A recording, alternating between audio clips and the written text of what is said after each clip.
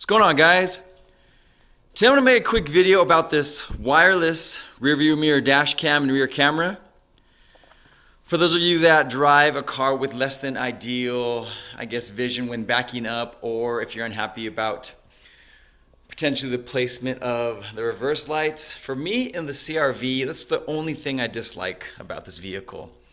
At night, I feel like the lights don't really project down, and it's just a little bit more difficult seeing out, especially if you have darker tint in the back of the vehicle. So I get a handful of emails regarding product that companies want me to try out, and sometimes just really random stuff, but I turn a lot of those down, and I only like to try out things that I potentially could find useful to myself. And this is one that I definitely thought would be pretty cool if it works well. So let's get it opened up, take a look at it really quickly, and let's get it installed on the CRV.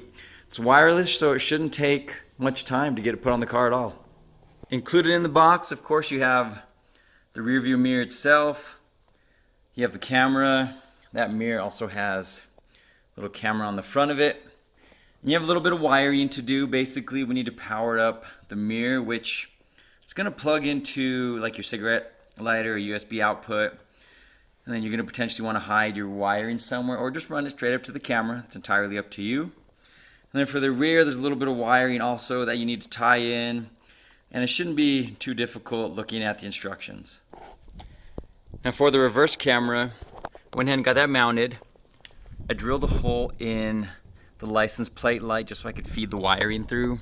And there's actually two ways you can hook it up. The first way, which I'm showing you now, running the wire, I remove my panel so I can get to all the wiring. I'm running it to the reverse light. This will serve only as a reverse camera whenever you put the car into reverse, because when you put the car into reverse, your reverse light comes on, and at that same time it will provide power to the camera, thus showing up on the mirror itself. Now a second way, I'm going to remove these. I'm going to go ahead and install these. We're going to do them to the license plate bulb. Do the same thing with the supplied connections, that way you're not having to cut into any wires. And that way both the front camera on the mirror and the rear camera will function all the time. And when doing that, if you want it to be this has a slot for a memory card up here. You can put that in and it's going to function as your dash cam, recording both front and back at the same time. Alright guys, so I got it hooked up, put the camera on. The wiring I just kind of tucked right behind the headliner. It fit pretty well. I had it come around the corner here and then just slide down the pillar. Pulled it around the edge a little bit. I was able to slide it underneath here. And I pulled off this one little panel here. I'm familiar with taking apart the CRV dash, so that was pretty easy to remove that. Have the wiring there, have it zip tied. So essentially, I have it all cleaned up where I'm just going to leave the wiring. It's out of the way, it's not dangling anywhere. And that portion is set. So for me, I'm going to disconnect this. I just wanted to show you for the intention of the video. I'm just going to wire it up to the tail light bulb here. And mine is going to be on all the time. I'm going to go ahead and finish up that wiring. Then we'll get to the mirror itself and I can show you some of the features on that. So I've had mine hooked up for a few days now. I just wanted to give it a run through and see how I liked it. Let me power it on so we can take a look at it. So when I first put my keys into the ignition, power on the car, obviously it provides power to the cigarette lighter. And it powers it on and I can now see the front camera. Like I said, what I did, I hooked mine up to my lights in the back as I showed you earlier.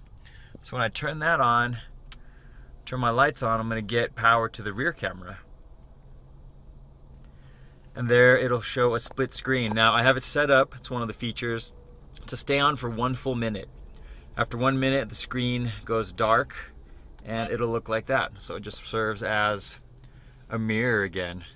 There's a little button here that you can automatically override and turn it on or off if you want. Or when the screen's off, all you gotta do is touch it.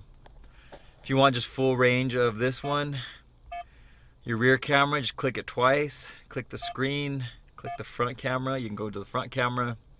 Really neat. I have mine set up. You can see right here, it's already recording. See, it shows recording on here. So it's one of the features. Basically, when I power mine on, it starts to record, and it records in 5-minute increments until the memory card fills up. And then as the memory card fills, it starts kicking out the older files and starts deleting those and overwriting those and keep adding new files. So it's a constant loop of recording files, and that's perfect because if nothing's happened and you don't need the old footage, no need to keep it. Perfect for having your front and rear cameras. When you go in here, you can click stop. You can actually click the camera button. You can take a picture. So it saves a picture for you. I don't think I'll ever use that, but maybe if you wanted a picture of someone's car. Right here you can click your settings, and you have a ton of different settings for like the auto shutdown. You can fix the language, the LCD protection, default settings, everything you need to do. You can pick your screen protection, which is where I have mine to 1 minute. That's way more than I need actually. I'll usually get in the car, start driving, and it's set up. And then you can get back to your files if you want to take a look at previous file. Go in here, you can click on those and say, for instance, front camera. Like I said, what I did, I hooked mine up to, and it has the volume on also, so it shows that it's recording what I was just talking about right now. Turn my lights on, I'm going to get power to the rear. So we'll exit out of there, go back home, go back to the camera, record. Okay, real quickly, here's some video of how it looks when you're driving around. Obviously, it's pretty easy to see. The cameras have some pretty good resolution. I have them set to the highest resolution on them, and it looks really nice.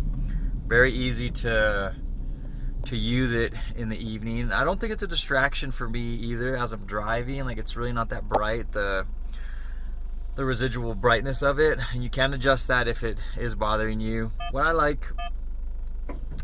like having the rear camera on when I'm driving and just checking it out. I had it on a couple times just to see how it felt, and you actually have a pretty good range of view just looking through that rear view camera, and it's actually pretty convenient. The only, of course, difference is the depth and field of the depth, because the cars are going to be a lot closer when they look farther in the camera, so you got to, of course, be paying attention to that.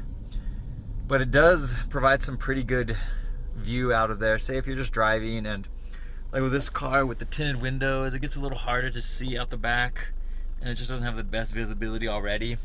This could be great because while you're driving, you can just tap it real quick and get back to your screen and see what's going on back there if you're curious. Overall, really cool features. I like how the camera's performing so far. The only thing I do not necessarily care for about this whole camera setup is on the rear camera, it has these LED lights, which they will turn off if a car is behind you. Say, for instance, I have this little flashlight here. Once I get it close, see how it turns off? So that way, if there's flashing lights on it, it'll turn off and it's not blinding anyone, because they are pretty bright if you're standing back even from a distance. For me, I don't like them. Cops in this area, I think if they see a light from a distance that are driving the other direction, it's obviously going to be on. I think that's an automatic red flag. So what I'm going to do is probably, I have this tape that is made for LEDs and stuff, like say on your modem or router, to black them out. I'm probably just going to put a piece of that on here and just cover up the little sensors, because I don't want that on. I'd rather have the license plate light showing. I'm probably going to install an LED in there also, so my plate is a little bit better lit as well. So just another feature that it does offer, and this light is intended to help brighten up everything back here in the evening hours, so you can get a little bit better visibility out of the camera. Alright guys, and in closing this video, my final opinion, I give this a thumbs up. This camera made by FXT, it's great. It's about $150. I love it. I think it adds a nice level of, a little bit of new technology to my 21-year-old CRV. Super convenient. It was very easy to install. The camera's on the front, of course on the mirror, and then the one on the back on the plate. Didn't require much wiring at all. Super easy to install. I think anyone could benefit from this. I'm going to go ahead and see if I can probably get one for my Civic now also, just to help increase the visibility. And I like the fact that it records all the time. You know, if someone's out there trying to claim that you did this, you did that, and you were in the right, then you'll have proof of that from now on. So great way to easily protect yourself from people with no insurance or any of that nonsense out there that goes on these days. Thanks for checking it out today, guys. Hope you enjoyed the video. Maybe you guys will take a look at this product. You can click the links I have left in the description, and we will catch you guys soon. Take it easy.